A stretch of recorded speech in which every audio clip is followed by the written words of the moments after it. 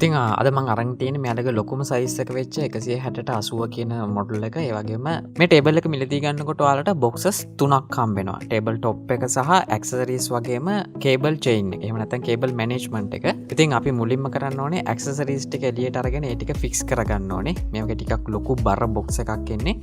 මේ විදිහට ඕපන් කරගත්තට පස්සේ ඔයාලට පේනවා සෑහෙන හොඳ පැකින් එකක් තියෙනවා. ඉතින් මේක ඇතුලේ මේකට අදාළ කරන පේපර් වර්ක්ස් තියෙනවා. මේක බලාගෙන තමයි අපි ටේබල් එක හදන්න ඕනේ. ඒ වගේම මේ තියෙන වයර් සෙට් එක සහ මේ තියෙන මැද බා එක. මේක තමයි ලෙග්ස් දෙක එකට සම්බන්ධ කරන කොටස. ඒ වගේම මේ තියෙන්නේ ටේබල් টොප් එක එකට සම්බන්ධ කරන කොටස. ඊට පස්සේ අපිට බලා ගන්න හම්බ වෙනවා මේකට ඇවිල්ලා තියෙන ඇනල් වගේම මෝටර්ස්, කේබල්, පවර් ඩොක් ඒ ටික. මේ තියෙන ලෙග්ස් දෙක. මේක ගත්තට පස්සේ ඔයාලට තවත් බලා ගන්න හම්බ වෙනවා පොළවට හවු වෙන කොටස් දෙක. ඒ වගේම ABCDEF කියලා ඔයාලට වෙනම ඇන ටික පැකින් කරලා බලා ගන්න පුළුවන්. මෙතනදී A ඉඳන් පටන් ගත්තම පිළිවෙලට තමයි හදන්න තියෙන්නේ. ඒ වගේම ඇන ටිකත් අපිට වෙන වෙනම බලා ගන්න පුළුවන් සහ වීල්ස් අවශ්‍ය නම් වීල්ස් දාන්න පුළුවන්. නැත්නම් මේ වගේ කෑලි දාන්නත් පුළුවන්. ඉතින් මේ තියෙන කේබල් මැනේජ්මන්ට් එක. මේක මම අරගෙන තියෙන්නේ කළු පාට හේතුව ටේබල් එකත් කළු. ඉතින් අපි මුලින්ම කරන්න ඕනේ ඇලන් කී එකයි ඒ කොටසට අදාළ ඇන ටික අරගෙන අපි ලෙග් එක ෆික්ස් කරගන්න යන්නේ. ඉතින් ඒ ඇන අට අපිට බලා ගන්න හම්බෙනවා. ඒ ඇන අට අරගෙන මේ ලෙග් එක උඩට තියලා මේ ඇන හතර අපි දාගන්න ඕනේ. ඉතින් මේකට අදාළ කරන ඇලන් කී පවා මෙයාලා ප්‍රොවයිඩ් කරලා තියෙන්නේ. ඉතින් ඒක පාවිච්චි කරලා මේ විදිහට ගොඩක් ලේසියෙන්ම මේ ඇන ටික ෆික්ස් කරගන්න පුළුවන්. ඒක ටිකක් හයියට ෆික්ස් කරගන්න අමතක කරන්න එපා. මොකද මේක තමයි බේස් එක.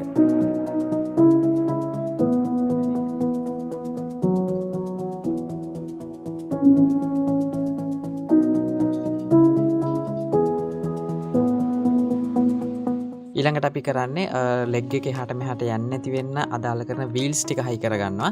මේකේ ඔයාලට රෝද තියෙන ඒවත් ගන්න පුළුවන්. නැත්නම් මේ වගේ ෆික්ස් කරපු ඒවත් ගන්න පුළුවන්. සහ මේ තියෙන මැද බා එක. මේ මැද බා එකේ දුර ඇඩ්ජස්ට් කරගන්න පුළුවන් මේ ඇන හතර බුරුල් කරලා. ඉතින් මම තියෙන ලොකුම දුරට යනවා හේතුව මම අරන් තියෙන ලොකුම ටේබල් එක හින්දා. ඉතින් ඒකට අදාළ කරන ඇන ටික අරගෙන මේ මෝටර්ස් දෙක ළඟ තියෙන දෙපැත්තේ හෝල්ස් වලට මේ විදිහට ෆික්ස් කරගන්න පුළුවන්. මේක තමයි ඇත්තටම ප්‍රධානම කොටස හරියට කරගන්න ඕනේ කියලා තමයි මම නම් කියන්නේ. මේ ටික හරියට එන තද කරගන්න හොඳට මේ දෙපැත්තේ තියෙන මෝටර්ස් දෙක. ඉතින් ඇලන් කීවලි මේ විදිහට දාලා හොඳ ටයිට් එකක් දෙන්න අමතක කරන්න එපා.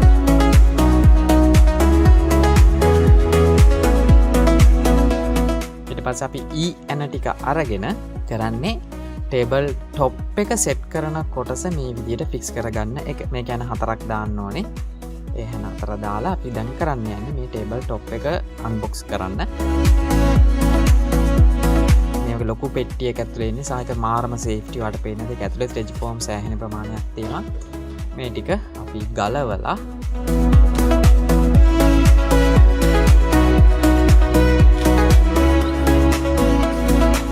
අපි ෆික්ස් කරගත්ත සැකිල්ල තියෙනවනේ. ඒක මේ විදිහට හරවලා ටේබල් එක උඩින් තියාගන්න ඕනේ. මේක තනියෙන් කරන්න එපා. දෙන්නෙක් එකව වෙලා කරන්න.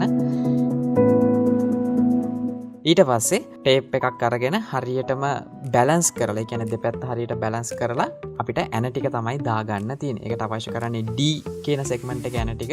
ගොඩක් අය මේකට ඩ්‍රිල් එකක් පාවිච්චි කරනවා. නමුත් මම නම් මේ වගේ ස්ක්‍රූ ඩ්‍රයිවර් එකක් අරගෙන පොඩි තට්ටුවක් දාලා ලේසියෙන්ම තද කරගන්න පුළුවන් වුණා. ඒක මං හිතනවා සෑහෙන ලේසි මෙතඩ් එකක් කියලා. මොකද ඩ්‍රිල් එකක් හොය ඉන්නවට වඩා. හැබැයි පොඩි හයියක් දීලා තමයි ඇන ටික තද කරන්න ඕනේ. ඊට පස්සේ ලොකු ඇන දෙකක් තියෙනවා. මේක තියෙන්නේ අර ලොකු බා එක ටේබල් එකට සෙට් කරන කොටසට. ඊට පස්සේ කන්ට්‍රෝල් යුනිට් එක තියෙනවා. ඒකත් ඔයාලට පුළුවන් මේ විදිහට ඇන ටයිට් කරගන්න. මේකත් මම ඩ්‍රිල් කරේ නැහැ. ස්ක්‍රූ ඩ්‍රයිවර් එකෙන්ම තමයි ටයිට් කරගත්තේ. ඊට පස්සේ මෝටර්ස් දෙකට එන වයර් ටික අපි මේ විදිහට ෆික්ස් කරගන්න ඕනේ. ඒක හරිම ලේසි. දිග කොටසට අදාළ මේ වගේ ජොයින්ට් එක ගහලා කන්ට්‍රෝලින් යුනිට් එකට සෙට් කරන්න තියෙනවා. ඊට පස්සේ අනිත් පැත්තේ මෝටර් එකේ වයර් එකක් තියෙනවා. ඒක මේ වගේ කන්ට්‍රෝලින් යුනිට් එකට ගොඩක් ලේසියෙන්ම සෙට් කරගන්න පුළුවන්. පොඩි ටච් එකක් දෙන්න තියෙන්නේ.